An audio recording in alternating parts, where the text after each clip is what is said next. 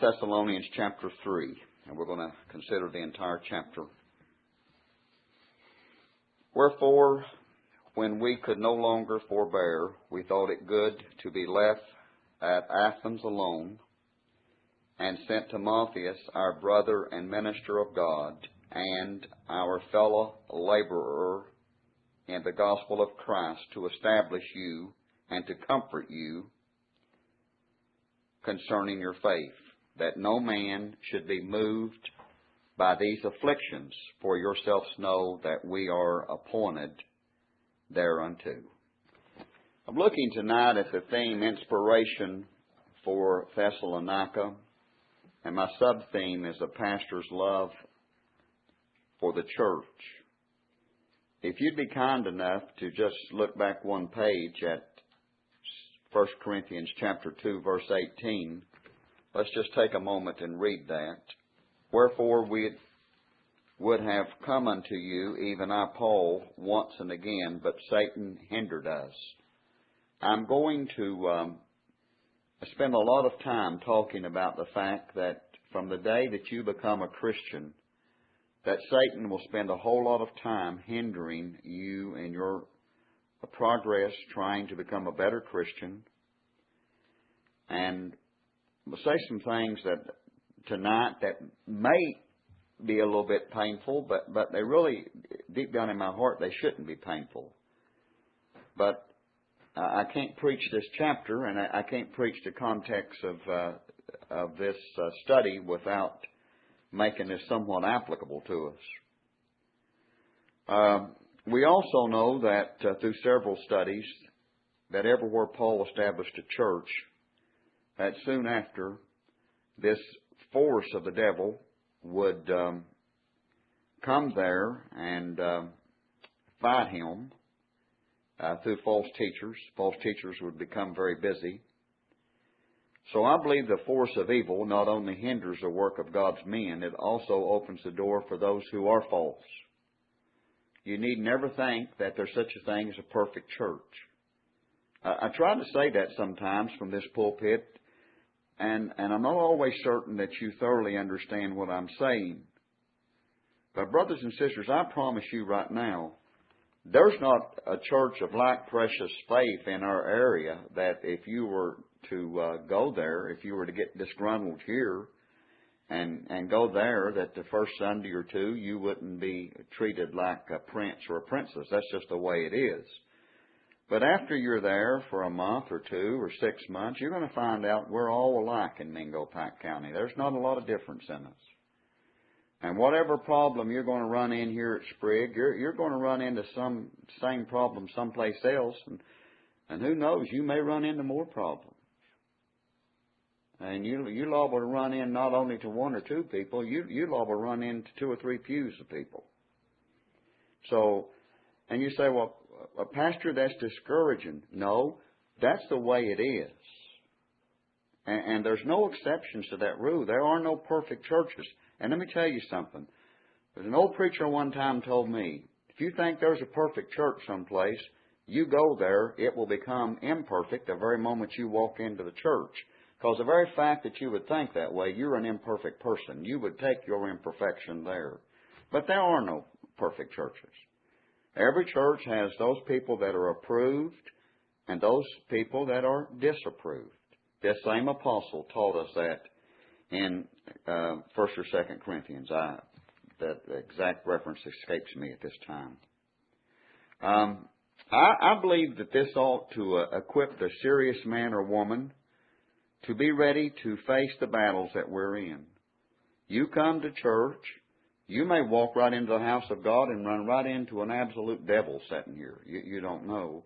Or you may come into the house of God and you may run into someone who is being tormented by the devil and being used to hurt you. There's no doubt from time to time that I've hurt you. There's probably very few of you that have not from time to time been hurt by me. And I'm going to say a lot about that tonight. It's not a pastor's job to hurt people in his church. You don't come to the house of God to be hurt by your pastor. Pastor's not very wise when he does that. I'll just be perfectly honest. God's pastors are to stand firm. But when dealing with God's people, they're always commissioned to build God's family in the faith. That's what God's pastors are here for. Satan will spend 24/7 tearing you down. It's God's pastor's job when you come to the house of God to build you back up and to give you a will to live and a will to continue. Unfortunately, God's pastors are humans too. And sometimes they get down. Sometimes they get discouraged. And a good pastor can never come up here and be a hypocrite. If he's really discouraged when he's in the pulpit, you'll be able to tell that. A good pastor can't turn on a smile. You can usually tell if I'm in a good mood or a bad mood. I've never been able to hide the way I am. My face usually always lets me down. Well, I want you to look, if you would, at verses 2 through 4 at Paul's first order of business. First thing he says that he wants to do for the Thessalonians, and if I call them Thessalonians, just forgive me. I intermix this sometimes. I sometimes wish I weren't taping my sermons, because I go and listen to them to see if there's anything I need to cut out of them before I send them to someone. And I don't mind telling you, I said sometimes I'll say, well, you're not the dumbest person on earth. You might be close to it.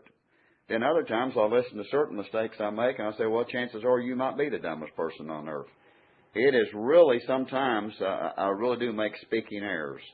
I don't know if I have done that ever since I've been pastoring, or if it's a sickness that takes over in old age. I'm not really sure, but this apostle says in verse 2, the first thing I want to do is to establish. I want to establish the Thessalonians.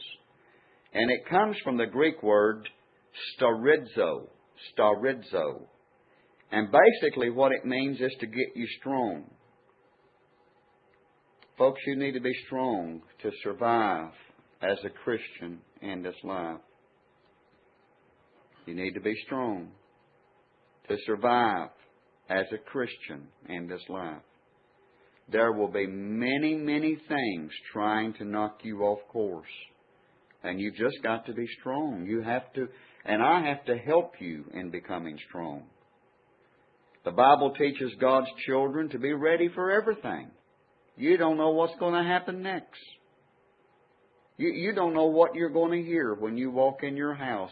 You're liable to walk in your house and the telephone be ringing.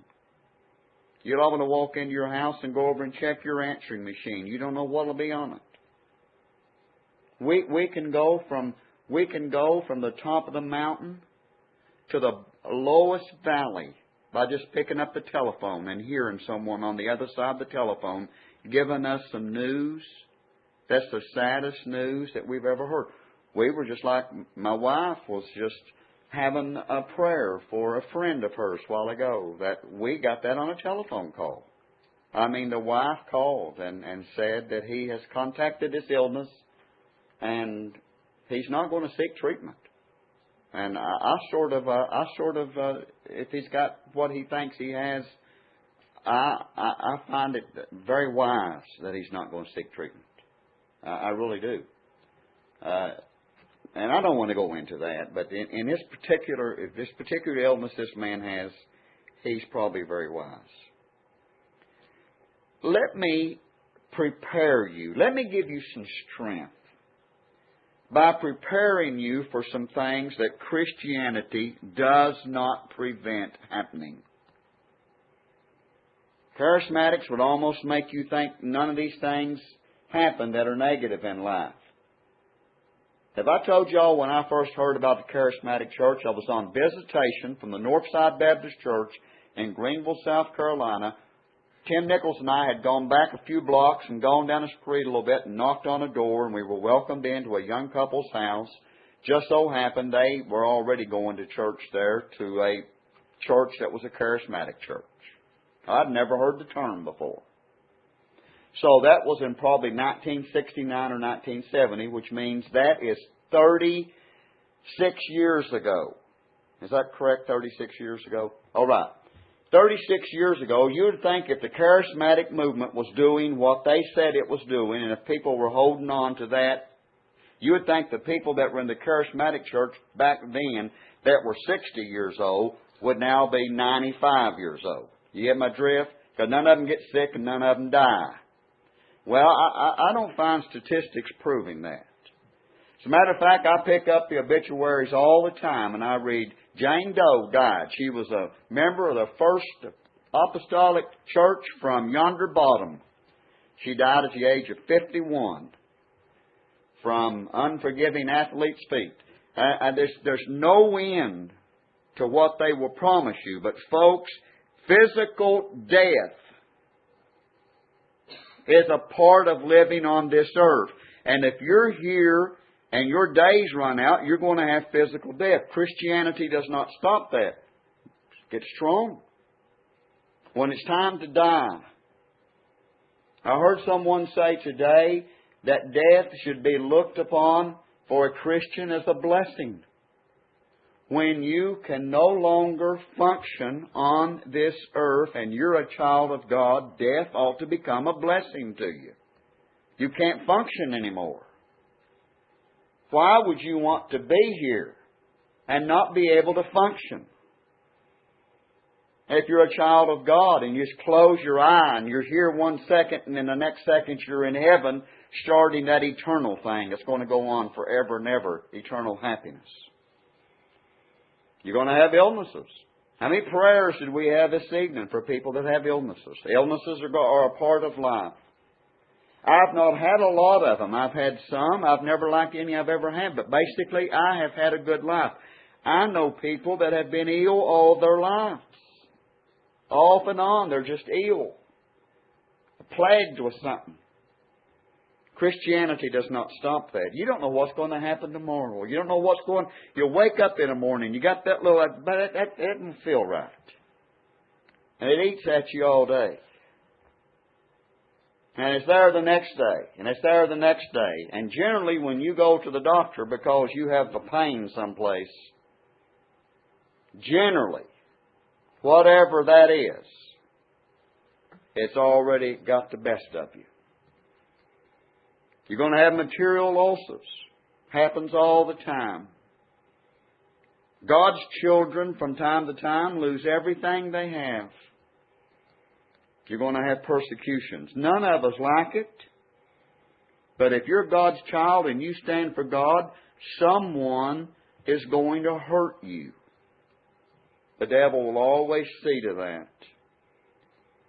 And any other heartbreaking negatives that can happen to an individual in life, who knows? I wish I could tell you how sad it was to see this young man, this little Eric Parsley. When did you first meet him, Pastor? Well, he's Andrew's age. Andrew was a baby when I came here. Parsley's came here right after that, so I've known him all his life. How big is he? 6'6"? I don't know. He's a giant. But today, I looked at him, and when I left up there, I drove all the way home, and my heart broke. Think this is a young man that grew up in my church. And then I started thinking about how many young men and young women have grown up in my church, in my ministry here, and their little lives right now are destroyed. They're destroyed. Why? Because there is an enemy that thrives on destroying God's people. He thrives at it. That's all he lives for. The Bible says he knows his days are limited, are short. He works. And if he knows what he can use to bring you down, my friend, you're going down. If you don't get strong. You need to get strong in the power of the Lord. You just need to do that. Second, he says, I want to comfort you in verse 2. Kaleo is the Greek word. Kaleo, call, para alongside of. He says, I want to encourage you. It's what you come to church for, is to be encouraged. Had an interesting thing today. I heard someone was talking to people, said, got a lot of CEOs here this morning. That was at the Sunday worship service. I'd never heard that before, CEOs. I asked what that was. And he said, church was full. He said, that's Christmas and Easter only. It is funny. It's funny, but you know, I wouldn't go back. I wouldn't go back to that church. There's some people that, you know, if you're a Christian and Easter only, you know what you are. You're not saved. You can't be saved and be a CEO, Christian and Easter only. So what do? The first thing out of your mouth, you embarrass and insult guests. That's not encouraging people. Say, Pastor, boy, I wish you had preached this sermon back in 1972. You wouldn't have hurt my heart so many times, maybe. Well, guess what? You get it tonight. And maybe I will turn over a leaf and I'll never hurt your heart another time while you're sitting in this ministry here. Let's hope so. Folks, we're unable to imagine the sufferings that those first century Christians had to endure. Oh my goodness, they went through difficulties, difficult times. They needed encouragements. When men and women suffer, they need a pastor that will comfort them and teach them. It's not an easy task comforting.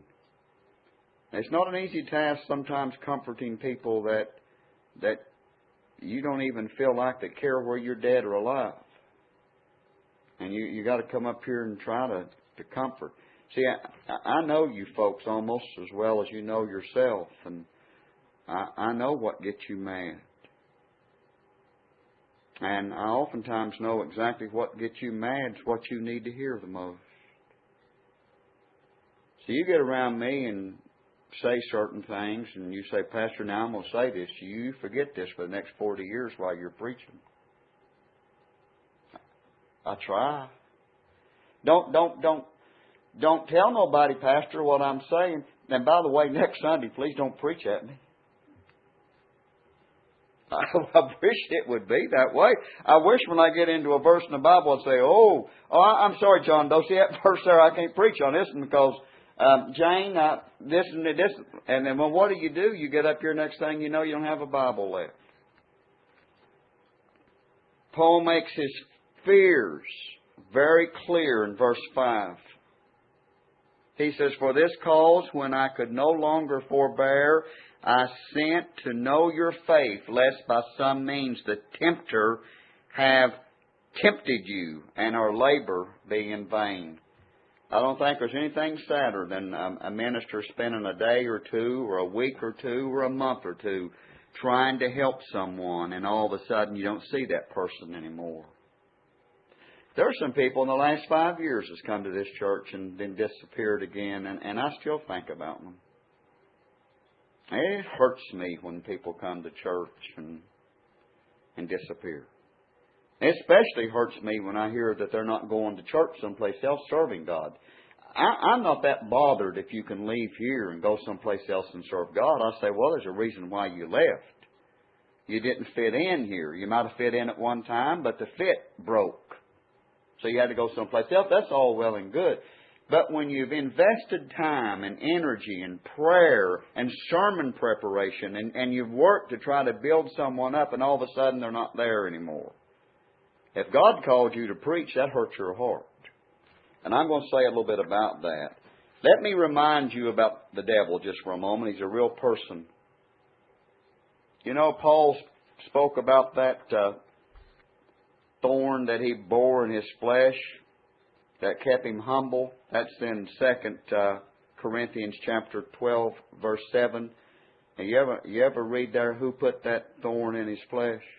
It was a messenger from the devil and it was put there to buffer him. Put there to beat him down, break down his will. Folks, I'm telling you right now, if I have ever taught you anything, I have tried to teach in recent years to learn what I mean. I may be using this term theologically incorrect. I hope not. But I would teach you one more time about that thing circumspect, which means when you see something out in front of you that can hurt you, walk around it. Don't go head on to it and face it. Stay away from things that hurt you. A devil can use things to hurt you. You pick up the telephone and someone on the other end's wearing you out, just hang the telephone up. If you're on the job someplace and someone walks in and starts mouthing at you, just say, listen, I can't do that. And walk off. That's all I can tell you. If you have to work with someone on the job that's beating you down all the time, stay away from them. I don't know, sometimes in the past, Neil's told me that maybe somebody's working and their truck's not working, so two guys have to get in a truck and work together. Well, what if you're working in a truck with someone that's not a Christian and their language offends you all day long? Now, what if they don't have the same character you have on doing jobs the same way you do a job? I can't stand to work with somebody that does a job half. Just get it done. Put a piece of bubble gum on it to hold it. I can't do stuff like that. When I do something, I want it done the best I can. Paul knew, and Paul taught, that the Thessalonians were subject to Satan's attack, satanic attack. And you can rest assured you are. You don't know what's going to happen tonight. You don't know what's going to happen tomorrow. You've got to be strong. You've got to be prepared for it. And when it happens to you, you need to have an answer. Folks, by the way, you need to make yourself some fly cards, some little old tiny 2x3 cards, what you're going to say when certain things are said to you. It's a wise thing to do. Carry them around in your pocket or something other. And say, wait a minute, I got that one. And just read it to them. Have you ever noticed the devil can always come up and just break your heart and you just stand there like a dummy, can't think of nothing to say back? Yeah, Pat, I'm glad you can talk back. I like that. God's given you a mind, you can do that. I appreciate that. My mind's not like that. I go dumbfounded when someone says something to me to hurt my heart. I just stand there like that, like a doofus. You're skilled when you can look someone right back in their eye and just talk right back to them. It's good to do that. Y'all make yourself some little flashcards is what they're called. 2x3 flashcards. I've advised some of y'all. You know what someone's going to say to you. Be prepared how to talk back to them. Just be prepared. If you're a child of God, you're going to be attacked. You just might as well mark that down. My little buddy I was telling you about down in Louisiana, he was telling me several weeks ago, said, this one person says, constantly digging at me. Dig. And I just keep my mouth shut, drop my head, stand there. Boy, last night, he just picked on the wrong time. I wasn't going to do that. He said, so he made me do exactly what the devil wanted me to do, and then he was able to do his 180 and walk off, and I had made the mistake. Now, folks, when I'm talking about defending yourself, and I believe Brother Cameron would understand what I'm saying here, Brother Cameron said he wished he hadn't done what he had done. You got to use discretion, and you got to use godly wisdom when you're dealing with folks. Paul feared the Thessalonians would be defeated. That's exactly what he's saying. He feared the difficulty of Christianity would become overwhelming. And from time to time it is overwhelming. I just get bogged down to the point sometimes I don't know which way to turn, and I'm sure you do too. He feared the social pressure would cause a renouncement of Christianity. It's a sad thing when someone looks at you and says, Clinton, I'm afraid. I have lost my faith. I've lost my faith. That's sad. Well, if you're God's child, you can't lose your faith. But there's times where circumstances in life can certainly make you think you've lost your faith. You can get awfully defeated. Good shepherd cannot rest when a sheep is missing. What is a sheep? It's an animal. It's a four-legged animal. It's got wool. It's out someplace, and the shepherd's counting. He's okay, let me see here. Now, I got 25 sheep, and I only see 24. One of them didn't make it home. It's a sheep. He can't rest. Brother David told me one time, so he was talking to somebody, he said, you know how the pastor is. He's not going to come after you if you don't want to be in church. I want to clarify that just for a moment. I want to address Brother David. Brother David, if you didn't come to church next Sunday, and I heard that you were upset with me, I'd be down Peter Street looking you up, buddy. You know why? Because you're a sheep. That's why. There's never been someone who loved me and supported me in this ministry that got defeated some way that I didn't contact them. Not one time has that ever happened. Folks, you don't know some things that's happened to your pastor, and you will not know it from my lips while I have the breath of life in me. I've gone to some of your homes from time to time when there's been misunderstandings and sat and ironed it out. There's misunderstandings. We're all human beings. Every once in a while there's a misunderstanding. What do you mean, Pastor? If you have a problem with me, and if there's a problem, and you look me in my eye and show me that in love that you want to resolve the issue. You see, Brother Nuke, it's not possible for you to be a goat. You're a sheep. Y'all know Brother Nuke Cooper, don't you? What would Brother Nuke Cooper have to do for me to let him get away from me? How much more should a pastor care for a Christian in trouble if a shepherd cares for a sheep that's in trouble?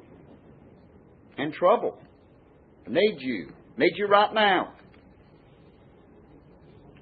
Little Thelma, God bless her heart. She showed me something today. She showed me something that I'd never seen in this woman before. You know what she said to me when I got up there? She said, Clinton, I don't even have any right to call you. I said, Thelma, what have I told you since 1972? You need me, you get on the telephone, you call me, and I'll be there in 10 minutes. And I've said that to everybody I've ever pastored here. That's my heart. I'll do that. You need me. You're a member of this church. You've been a member of this church. You need me. You call me. I'll be there. She touched my heart today. I hugged her, kissed her on the top of her head right there. She was sad. Her heart was broke for her son. My heart's broke for her. My heart's broke for him. You can't be a pastor and not suffer when people suffer. She was suffering. And he's suffering. And you ought to pray for this man. Eric's a good kid. He really is. I was very impressed with his demeanor during his father's funeral. I like military people that are serious. You know where he just came from? Iraq. That is 2 degrees north of hell. That's where he just came from. I promise you, if you love me and you're in trouble, all you have to do is let me know, and I'll be there to help you if I can. I vow that as long as the breath of life's in my body. Folks, there's some people that didn't want me to help them that left this church. I couldn't help them. I've walked in this church before and tried to shake someone's hand that would not shake my hand. I can't help you when you're like that. I can't. I wish I could.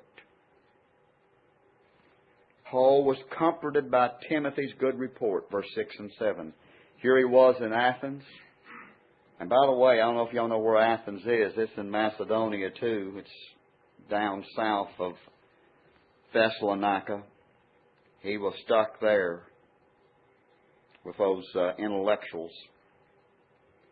And Timothy comes back to him and brought the good report in verse 6. Paul, they've been through a lot of persecution, but boy, they've endured. They're genuine.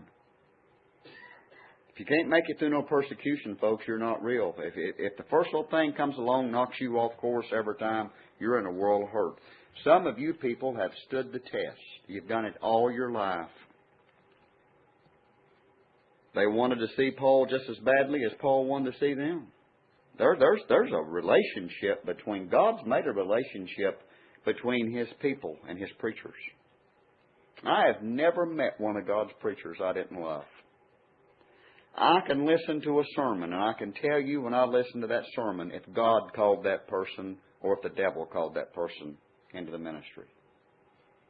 God's preachers are always bragging about Jesus.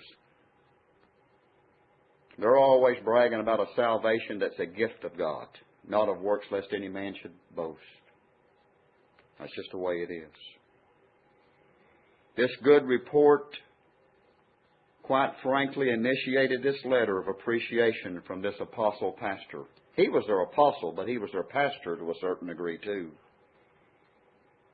You know, folks, we should always instantly attend to important things. Look at verse 7. See Paul's comfort. We all find ourselves in difficulties from time to time. How wonderful when something we hear gives us a comfort to our heart. I love that 25th chapter of Proverbs, verse 11. A word fitly spoken is like apples of gold and pitchers of silver. I don't know exactly what that means. But those are two colors that I love. I love silver and I love gold. And when you got something gold and it's silver in the background and the contrast is between silver and gold, it touches my heart, those two colors do. I believe verse 8 speaks of a pastor's heart. Look at it. For now we live if you stand fast in the Lord. For now we live if you stand fast in the Lord. In other words, it would have broken his heart. It makes you be able to continue. For now we live if you stand fast in the Lord. Paul's immediate desire is seen in verse 10. He desired to visit Thessalonica. This was so important that Paul constantly prayed about it. A love story between a church and the missionary that founded that church. You go back and read the history of Thessalonica in the book of Acts, and Paul was there such a short period of time, you wonder how that can get established. I have challenged you, if you want to find a relationship that is unreal, think about asking God to give you an opportunity to lead someone to the Lord. And then you will know a relationship that is unreal. You know, Leonard, I was thinking today, I'm a little bit reluctant sometimes to incorporate you into illustrations from up here because new people in church sometimes. But I was thinking today, I switched this off, and Leonard's the newest person in church. Leonard was saved in my ministry, made a profession of faith in my ministry, went right downstairs. I'm telling you right now, nothing known to man would keep me from going to Leonard if he needed me. I genuinely love this person. I know the devil's sitting right here hearing this. I understand that. That's why sometimes I'm reluctant to use someone, and because it seems like every time I say something, bam, the devil's right there wearing them out. So if you need me, call me up. We'll fight together, pray together, do something. He wanted to perfect these Thessalonians. What this means is that he knew they had some daily deficiencies that needed assistance. They were confused about the rapture. That's the reason why he writes about the rapture in chapter 4, verse 13 through chapter 5, verse 3.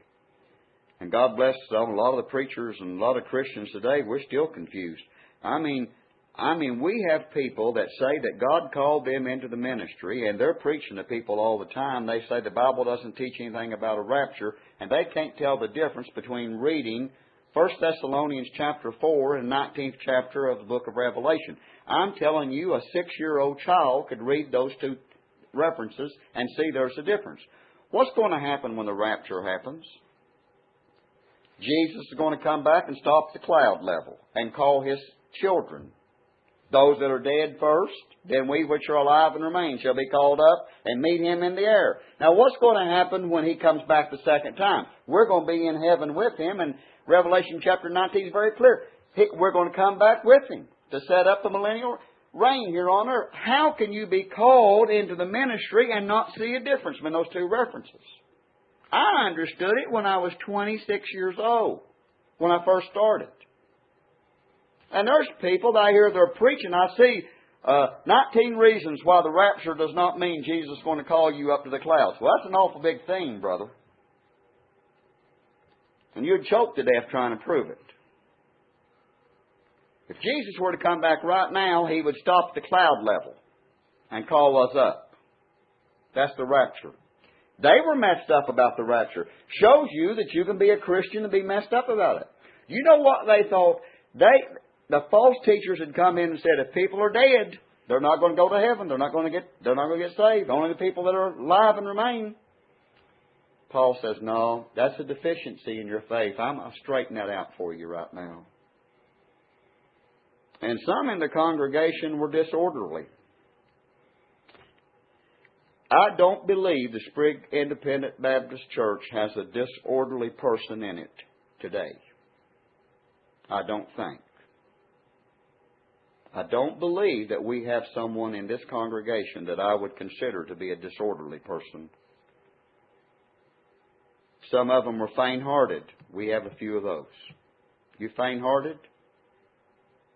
You know what I'm wanting to do? I'm wanting to help you stop. I want you to stop being faint-hearted. I want you to stop being weak. I want you to grow in grace and have some courage. That's what I meant a while ago. I didn't mean when I said have something to say back to people. I don't mean cursing people and blaspheming and losing your cool. And so, I mean just have something. You're going to say something to me, I'm going to say something back to you. Say something to me, I'm going to say something back to you. Don't let people just wear you out. Learn to say something back. Learn to give back about as good as you take. Have an answer. So, Pastor, that sounds like you're wanting to get in a quarrel. Well, I don't really. I want you not to be letting people hurt you all the time. You know what I've advised a lot of people to say? You don't even need a 3x5 card on this or a 2x3 card either. When someone comes up and hurts your feelings, you know what you can say? And it's very easy. The Lord rebuke thee. And just, the Lord rebuke thee. Now sometimes you'd be surprised. God may step right up and take a swing right then and defend you. All right, let me speedily get through the last little bit. Paul prayed for God's intervention in verses 12 through 13. He wanted them to increase and to abound. Those are synonyms in verse 12. Basically, it means he wanted them to overflow. Folks, there are some things about our Christian traits that have to be complete. You don't want to get up to 75%. You ever get like that when you were in school? You got about 75% of your paper done. You said, well, I got 75% of it done. You know what that is? 75%. That on a 10-point scale, that's a middle C. On a 7-point scale, it's not even passing. I guarantee you, God does not use a 7-point scale even. 75% won't get it done. 100%. You need your cup running over on the basics. You need it running over. There are some Christian traits that just simply have to be complete and constant. These synonyms modify an inner acting love. And the Lord make you to increase and abound in love one toward another and toward all men, even as we do toward you. I hate it when I can't preach on love in church. If there's somebody in this church you don't love, and I'm preaching on love, sure as God made green apples, you're going to be looking down, sad in God's house. Love in the church makes the church. When you come to church and know you're loved, boy, life is so much easier.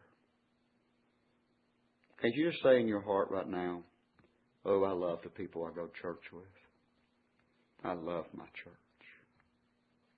I love being here with God's people.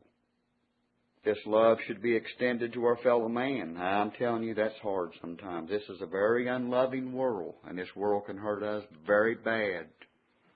I've been hurt so bad by several people that I'm sorry. Right now, I can't love them. I'm sorry. You hurt my wife, and I can't love you. I'm sorry. And that is a real problem that I have. I know, I recognize it's a problem, and it's something I'm awfully afraid that God's going to wear me out on. I'm going to be honest with you. Hurt Mildred. It would be easier to walk in someone's backyard and reach down in a little cage and get out a little white rabbit and snap its neck than to hurt this woman sitting right here. Why would you hurt her? I have never heard of her hurting anybody in my life.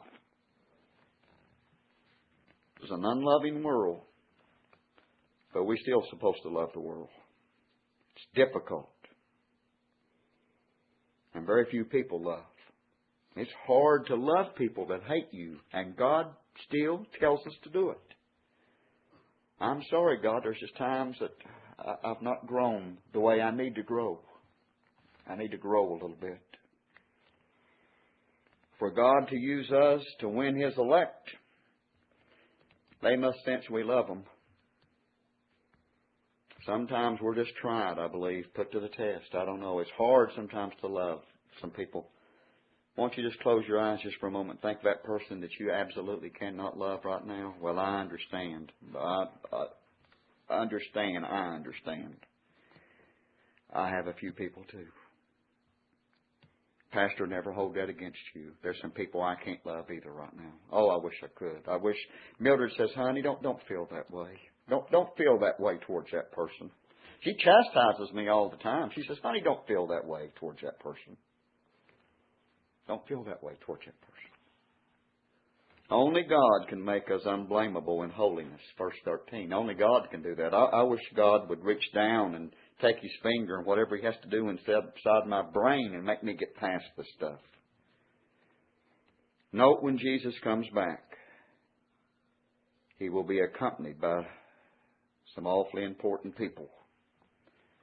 To the end, He may establish your hearts unblameable in holiness before God, even our Father, at the coming of our Lord Jesus Christ with all His saints. What a very, very precious ending to our study. He will bring the saints of all ages with Him.